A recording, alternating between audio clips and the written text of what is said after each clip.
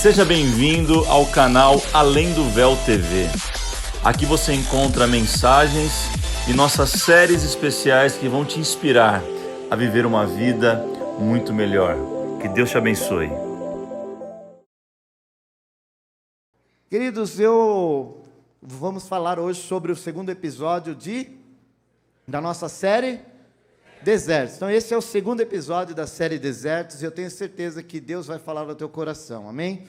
E como nós estamos praticamente encerrando um jejum, não é isso? 21 dias, eu também, como fora dito aqui, eu já também estou me sentindo um pouquinho mais cheio, amém? Porque eu vim de manhã, e aí eu falei, eu vou de manhã, claro, vou almoçar, vou comer bem. Quem não entregou o jejum ainda aí? Aí, tem bastante gente, pastor Davis. Vamos orar para esse povo, você vai sair daqui hoje, irmão, você vai arrebentar. Tem uns irmãos aí que nem vou falar, viu? Fica postando ainda picanha lá, as coisas. Isso não faz, irmãos, os irmãos vão entregar o jejum ainda.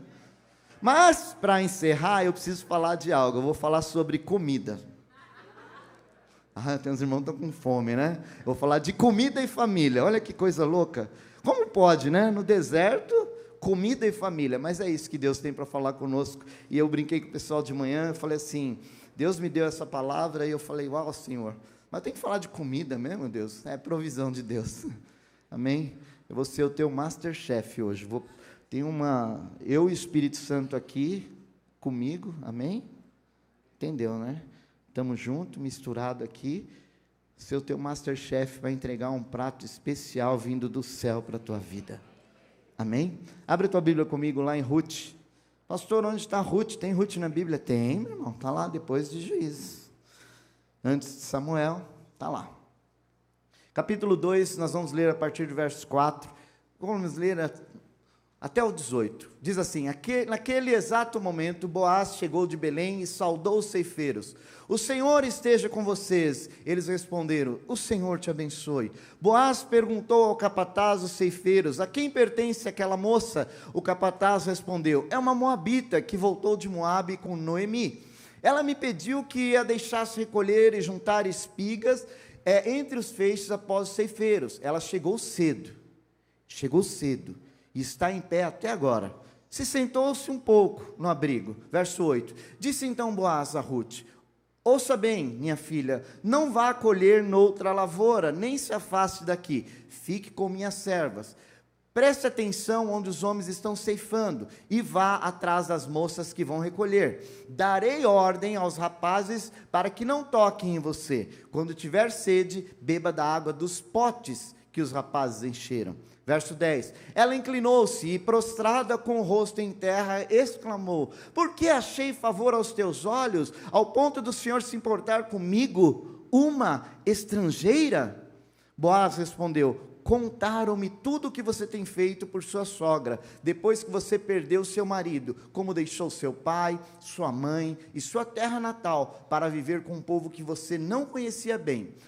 O Senhor retribua a você o que você tem feito, que seja ricamente recompensada pelo Senhor, o Deus de Israel, sob cujas asas você veio buscar refúgio. Verso 13, disse ela, continue eu a ser bem acolhida, meu Senhor, o Senhor me deu ânimo e encorajou a sua serva, e eu sequer sou uma de suas servas. Verso 14, na hora da refeição, Boaz lhe disse, venha cá, pegue um pedaço de pão e molhe no vinagre.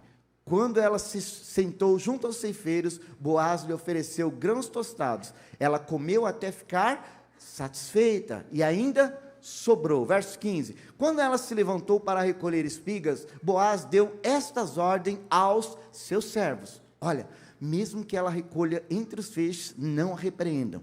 Ao contrário, quando estiverem colhendo, tirem para ela algumas espigas dos feixes e deixa cair, para que ela as recolha. Não a impeçam. E assim Ruth colheu a lavoura até o entardecer. Depois debulhou o que tinha juntado, quase uma arroba de cevada. Verso 18. Carregou para o povoado, e a sua sogra viu quanto Ruth havia recolhido, quando ela ofereceu o que havia sobrado da refeição. Amém? Feche teus olhos por um instante. Senhor Deus, muito obrigado por essa noite, noite pela qual nós estamos adorando o Teu santo nome, Pai, onde vidas vieram a esse lugar sedentas pela Tua palavra, para ouvir mais de Ti, mais do Senhor, que não sejam as minhas palavras, mas sejam as palavras do Senhor, para trazer liberações sobre a vida do Teu povo, em meio a desertos, em meio a dificuldades. Prova-se, Senhor, que Tu és com esse povo que aqui veio nessa noite, e Deus, provê, supre e derrama a Tua graça, e que haja alegria, Senhor, no lar, na casa, na família de cada um dos Teus filhos nessa noite, em nome de Jesus, amém. Amém? Diga glória a Deus. Quantos conhecem a história de Ruth? Bom, a história de Ruth, ela é uma história intrigante, e eu falei que eu ia falar sobre comida e família. Então veja, qual as duas coisas que não pode faltar para a sua vida nesse mundo? Comida. Você não consegue ficar sem comida. Alguns passaram esses 21 dias aí, já estavam, vendo, como eu diria, oásis na frente, não podia ver um ovo estalado, já estava achando que era picanha mesmo. Mas quando você tem falta de comida, você vai procurar algo para se alimentar. Isso faz bem para o seu corpo, você sente fome. Mas a família também é importante. Você tem que viver em família, por isso que nós temos uma comunidade que valoriza a família. Por isso que estamos aqui todos em família, porque é uma necessidade da nossa alma, nós convivermos em família, ter os nossos irmãos por perto. E é isso que Deus trata, é isso que Deus está tratando aqui nesse capítulo que nós vamos estudar nessa noite, a respeito do deserto. Mas pastor, por que deserto? Olha, aqui para você que não sabe, Noemi e Ruth, elas estavam vindo de volta para Belém. Na realidade, Noemi havia perdido seu marido, e depois os seus filhos haviam se casado, e se casaram com Ruth e Orfa, uma outra nora de Noemi. Só que Noemi disse, olha, eu vou voltar para minha terra, e vocês vão embora para suas casas, vão embora, voltem para suas casas. Mas elas até falaram, não vamos, mas ela insistiu, e aí Orfa acabou, a concunhada acabou indo embora, e isso você vai ler lá no capítulo 1. Mas, o que acontece? Ruth ela se torna aqui uma personagem intrigante, e me faz remeter algo para a minha vida e para a sua vida, que nós vamos aprender algumas lições com ela hoje.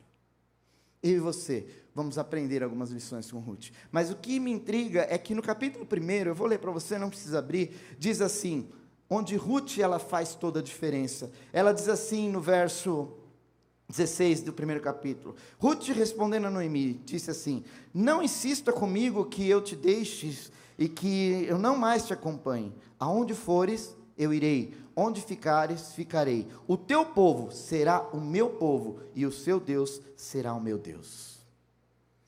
Quem é o teu Deus? Quem é o teu Deus? Aqui nós vemos essas duas viúvas, uma senhora, sim, já com uma idade um pouco mais avançada, e Ruth, ela mais jovem. Aqui essas duas viúvas, no contexto da história, antigamente, mulher já tinha, nada contra as mulheres, amém? Vocês são uma bênção. As mulheres não vieram hoje? Falei, as mulheres são uma bênção. Marido, dá um cutucão na tua esposa. Falou, mulher, para ti.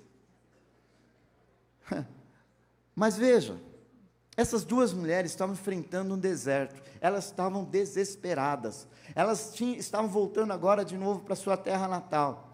E esse deserto que elas vão enfrentar, elas sabiam das dificuldades. Ora, tinham perdido aquele que era o provedor, aquele que trabalhava, aquele que trazia o recurso para dentro de casa. Agora elas já não têm mais. Quem aqui já perdeu alguma coisa muito importante na sua vida? Você perdeu algo na sua vida? Talvez algum ente querido, você perdeu, você gostava muito dessa pessoa, e essa pessoa não está mais. Tem alguém que já perdeu? Que faz falta, sim ou não?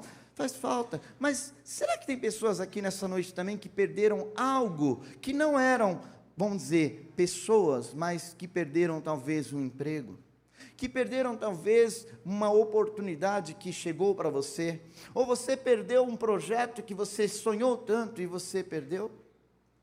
E você talvez esteja num deserto hoje, mas eu tenho algo para falar para você. Você vai aprender com a vida de Ruth, que Deus ele tem cuidado de cada um de nós em cada um dos detalhes. Você não está esquecida aos olhos do Pai.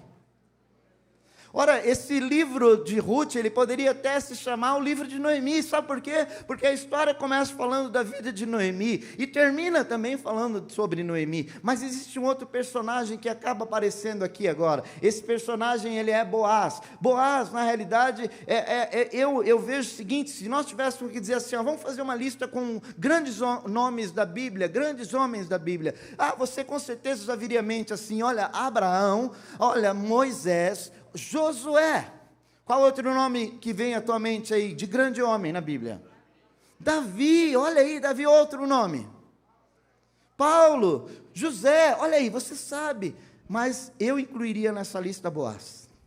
Talvez você, Boaz por quê, pastor? Porque ele brilha tão brilhantemente nessa história, nesses 4 capítulos do livro de Ruth, que é incrível. E é isso que eu quero falar com você nessa noite. Aqui na história, nesse texto, veja, Deus ele vai se apresentar através da vida de Boaz, como aquele que supre as nossas necessidades em tempo de deserto, em tempo de dificuldade, em tempo de luta. Ei, você não está só, Deus está com você. Deus irá prover alguém que vai te resgatar desse teu deserto. Tá bom, o pastor Davis ministrou semana passada que nós vamos conhecer quem são aqueles realmente que são os nossos amigos. Sim ou não? Pois bem, Deus vai levantar pessoas que vai te ajudar, vai te dar ferramentas para você sair dessa situação na qual você está hoje. Como assim, pastor? Eu vou chegar lá, eu vou falar para você como vamos fazer isso, através da palavra de Deus. E aqui eu aprendo com o texto da palavra de Deus, que a maneira como Boaz, ele vai tratar a Ruth, é de uma maneira que representa um arquétipo. Eu já falei isso, uma palavra até estranha, mas é o mesmo tipo de Jesus. Boaz, ele foi o resgatador de Ruth e Noemi.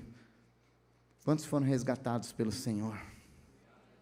Querido, você não está entendendo. Se Deus resgatou você, é porque Ele tem um plano para a tua vida. Ele tem plano de bênção, Ele tem plano de vitória para você, em nome de Jesus. Mas aqui, estamos falando a respeito de Boaz e Ruth. Então vamos ver aqui como Deus usou Boaz para atender o que? As necessidades de comida e família. Coisas importantes para nós também nesse mundo. Então, eu quero falar sobre 3 lições. Primeira lição, projeta para mim, qual a primeira lição que nós vamos aprender a respeito de Boaz e Ruth? O que está escrito ali? Diga mais uma vez. É isso. No deserto, você e eu vamos viver providências divinas. Pastor, eu não estou entendendo, eu não estou vendo, mas você vai enxergar. Olha o que diz o texto aqui, quando nós lemos, verso 4 vai dizer o seguinte: naquele exato momento, Boaz chegou a Belém e saudou os ceifeiros. O Senhor esteja com vocês. Eles responderam: o Senhor te abençoe. Veja, aqui as primeiras palavras que Boaz ele representa, ele está se preocupando com uma questão muito importante, que é a questão espiritual daqueles que estavam com ele. É bom quando você tem pessoas que andam ao teu lado, que se preocupam com a tua vida espiritual, sim ou não?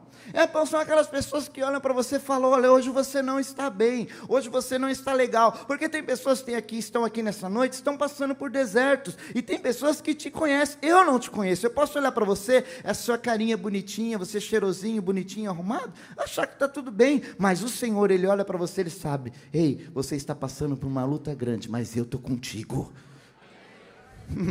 Ele está com você, é Ele que vai cuidar de você. E nós vemos aqui, através dessa palavra, um vislumbre daquilo que é um caráter de um homem nobre, um fazendeiro que ali estava com a sua propriedade, colhendo os seus trabalhadores, mas ele se preocupa com eles. E aí algo acontece aqui no texto, o verso 5 vai dizer o seguinte: Boaz perguntou ao capataz dos ceifeiros, verso 5, vai dizer assim: a quem pertence aquela moça? Quando Boaz pergunta assim, a quem pertence aquela moça, ele está querendo dizer o seguinte: ei, eu sei quem ela é, mas ela pertence a que família? Qual é a família que ela pertence? Da onde ela vem? Sabia que era uma estrangeira. Ei, escute isso, eu e você de um certo tempo em nossas vidas, antes de conhecermos ao Senhor Jesus, também fomos forasteiros, também fomos estrangeiros, mas Deus, Ele te encontrou, Ele me encontrou, e hoje você tem uma família. Olha do lado, uma família que você tem. Olha do lado, a família que Deus te deu. Essa é uma família que Deus deu para você. Mas nós vemos aqui o texto, que Boaz, ele percebe algo naquela mulher, em Ruth, e a Bíblia não fala em nenhum momento se ela era alta, baixa, se era bonita ou não, somente fala algo que me chamou muita atenção isso. Ela tinha caráter, e ele olhou para o caráter dela, não a aparência. Ele olhou o caráter daquela mulher. Mas aí onde entra a providência divina na vida de Ruth? Aonde entra? À medida que essa história aqui que nós estamos lendo, ela vai discorrer aqui, nós vamos ver o tipo de mulher que era Ruth. E olha o que diz aqui o verso de número 8 e 9, diz assim: disse então Boaz a Ruth: ouça bem, minha filha, não vá colher noutra lavoura, nem se afaste daqui, fique com minhas servas. Preste atenção onde os homens estão ceifando e vá atrás das moças que vão colher. Darei ordem aos rapazes para que não toquem em você. Quando tiver sede, beba da água dos potes que os rapazes encheram. Provisão divina. Saiba você que por ela ser uma estrangeira moabita, existia, e isso era na cultura antiga, uma mulher, ela já não era muito beneficiada, ainda mais viúva e estrangeira, muitas delas eram agredidas e muitas das vezes violentadas. E Boaz já deu a ordem, falou: ninguém toca nela. Ei, sabe o que eu aprendo aqui? Ninguém toca em você. Ninguém toca em você, porque Deus está guardando a tua vida. Deus coloca: olha, ninguém toca nele, ninguém toca nela. Se você está sentindo com medo nessa noite, ou você está preocupado com uma situação, saiba disso, ninguém toca em você, porque o Senhor já deu ordem para que os anjos acampem ao seu redor e te livre de todo o mal. Sabe, você veio para a igreja hoje, sim ou não? Você não tem ideia dos planos malignos que estavam ocorrendo nas regiões celestiais para te impedir de chegar aqui, mas Ele já deu ordem para que ninguém toque em você, e você chegou nesse lugar para adorar a Deus, para levantar as tuas mãos e adorar ao Senhor, para receber alimento do céu, e você sair mais que vencedor desse lugar. Eu não sei se você acredita nisso. Você acredita nisso? Então aplauda o Senhor, porque Ele tem cuidado de você, e ninguém te toca, ninguém toca em você, ninguém. Aleluia. Mas pastor, onde entra a provisão divina aqui? A provisão entra justamente quando ele diz o seguinte: olha, fica tranquila, se você precisar beber água, beba dos potes que os homens estão com aquele jarro. Eu aprendo uma coisa aqui. Às vezes você acha que você não é capaz, que você não tem conhecimento. Mas Deus, Ele vai colocar pessoas ao teu lado para te ajudar a identificar aonde você tem a direção para aquilo que Deus vai fazer na tua vida. É da onde você vai beber. Ei, se Deus te trouxe aqui a esse lugar, aprenda isso. Você está recebendo de água. Água que está jorrando desse altar para a tua vida. Água que vai jorrar para mudar a tua história. Vem beber dessa água nessa noite, beba dessa água, porque tem provisão divina para a tua casa, em nome de Jesus. Sabe o que acontece? Uma mulher, ela disse: olha, não sou tua serva, mas ele estava dizendo o seguinte: olha, você pode beber. Se você vê alguns filmes da antiguidade, até mesmo relatando filmes baseados na palavra de Deus, você vai ver que aqueles escravos, as mulheres, elas andavam com aqueles jarros, elas iam ali no local de trabalho, elas levavam aquele jarro com água e serviam os trabalhadores que ali estavam. Mas Boaz diz assim: você não vai servir, você vai tomar daquela água. Isso é providência divina. Será que tem alguém precisando de providência divina nessa noite? Deus está liberando isso sobre a tua vida, porque está jorrando a água desse altar em nome de Jesus. Amém? Quem está entendendo? Querida, a segunda lição que eu aprendo aqui com a vida de Ruth. Coloca para mim qual é o segundo. O que está escrito lá? Está muito fraco. O que está escrito? Querido, no deserto a graça de Deus nos alcança. A graça de Deus alcança. Olha o que diz aqui o verso 10, diz assim, ó: ela se inclinou e prostrado o rosto em terra exclamou: por que achei favor aos seus olhos a ponto do Senhor se importar comigo, uma estrangeira? Verso 13 vai dizer: e disse ela: continue eu a ser bem acolhida, meu Senhor.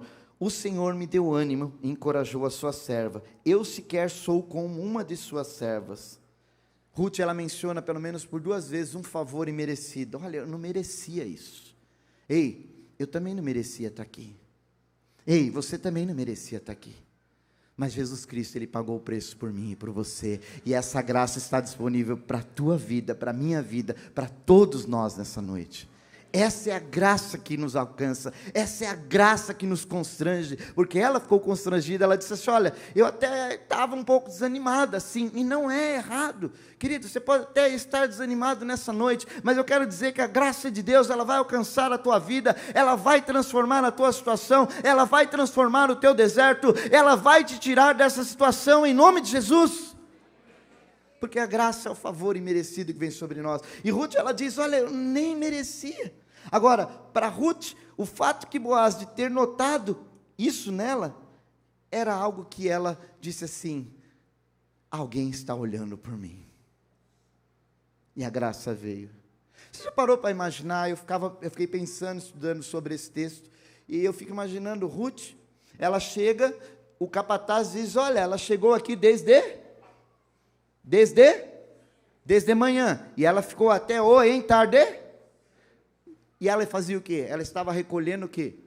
O que caía. Ele disse que ela faz isso o quê? Durante o dia?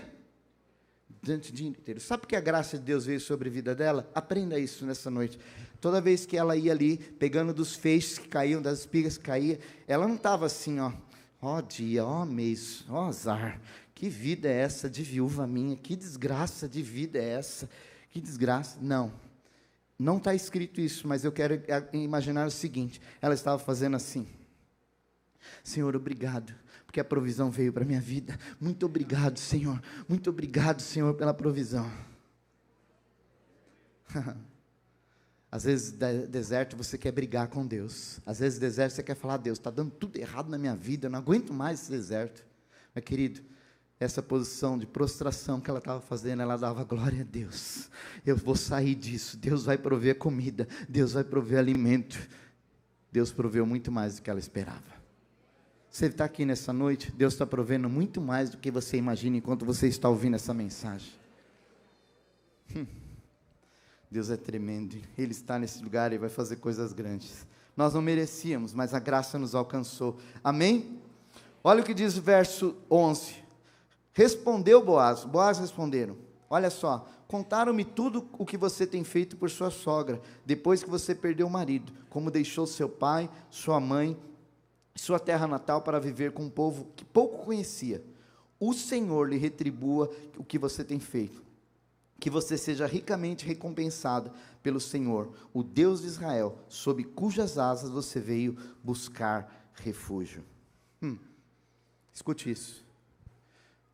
As pessoas olham para você, talvez até te conhecem. As pessoas olham para você e talvez até te julguem. Mas tem alguém que olha para você e sabe o porquê que você está nessa situação. Deus, Ele sabe por que você está nessa situação, mas Ele também sabe que o tempo de cantar na tua vida está chegando. Boaz fala: olha, eu sei, eu ouvi falar de tudo o que aconteceu com você, que você fez, você perdeu o teu marido, mas também ouvi falar do cuidado que você teve com a tua sogra. Tem irmão que fala assim: misericórdia, né, pastor? Uma sogra dessa, ó. Mas não. A graça alcançou a vida dela, como essa graça também alcança a tua vida hoje, em nome de Jesus. Você está entendendo isso? A luta que você está passando é difícil, não é? Ah, pastor, o senhor nem imagina. Não imagina. Mas eu sei que a tua história está sendo reescrita. Você está nesse lugar para ter um recomeço. E Deus vai fazer coisas grandes através de você. Porque esse teu deserto, você está peregrinando nele. Mas ele vai passar, porque a graça do Senhor já começa a te alcançar nesse lugar. É Deus que faz essas coisas. É Deus que provê. É Deus que entrou com a providência divina. É Deus que agora Ele derrama da graça dEle sobre as nossas vidas. E você vai entender agora o último. O último é a última lição que eu aprendo aqui. Ivan, pode subir aqui, por favor? Cadê o Ivan? Pode subir ali. Ah, pastor, já vai parar? Sim, que eu quero orar por você. Eu quero orar por você, porque o Espírito Santo de Deus vai fazer obra tremenda na tua vida hoje.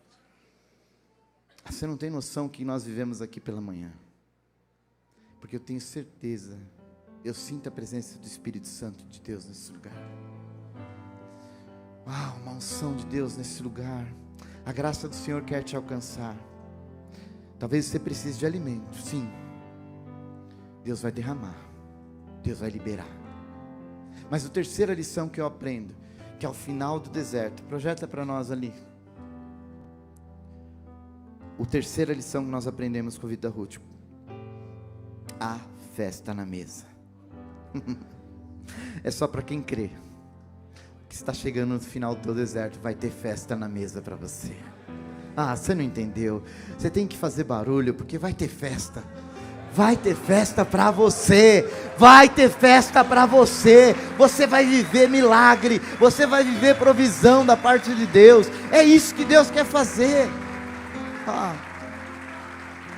E agora aqui Boaz, como assim, pastor? A festa na mesa. Boaz, ele chama a Ruth e fala assim: não, ei, sente-se aqui à mesa, você vai sentar na mesa comigo. Ei, tem pessoas aqui que precisam do favor de Deus nessa noite? Ele te convida: vem sentar na minha mesa. Vem sentar na minha mesa. Vem sentar na minha mesa. Eu aprendo aqui nessa lição que toda a situação que Ruth ela vivenciou. E aí eu estava pensando, nós estamos encerrando esse propósito, nós temos de 21 dias, não teve como eu não me lembrar de Daniel. Porque todas as vezes que fala aqui de mesa, e eu estou dizendo que vai haver festa na mesa, eu me lembrei de Daniel.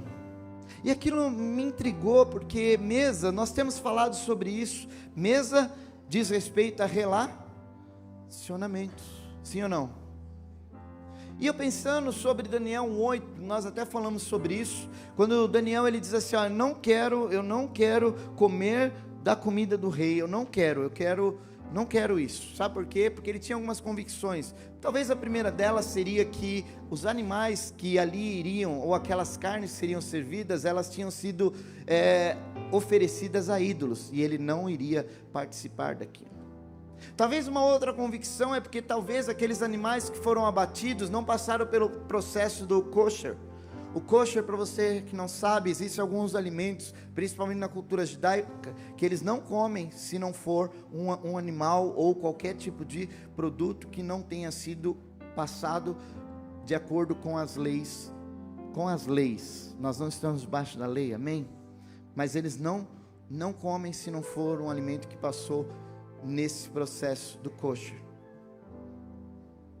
Mas eu acho que aqui mais forte, que porque Daniel não sentou na mesa, é porque ele sabia que quando se ele sentasse à mesa junto com o rei da Babilônia, aquele povo terrível, Daniel ele sabia que se ele compartilhasse aquela refeição aqui, na mesa, junto com o rei, implicava num tipo de igualdade espiritual, ou seja, comer junto com alguém sugere para mim e para você o que? Uma amizade, um apoio e compartilhar algo.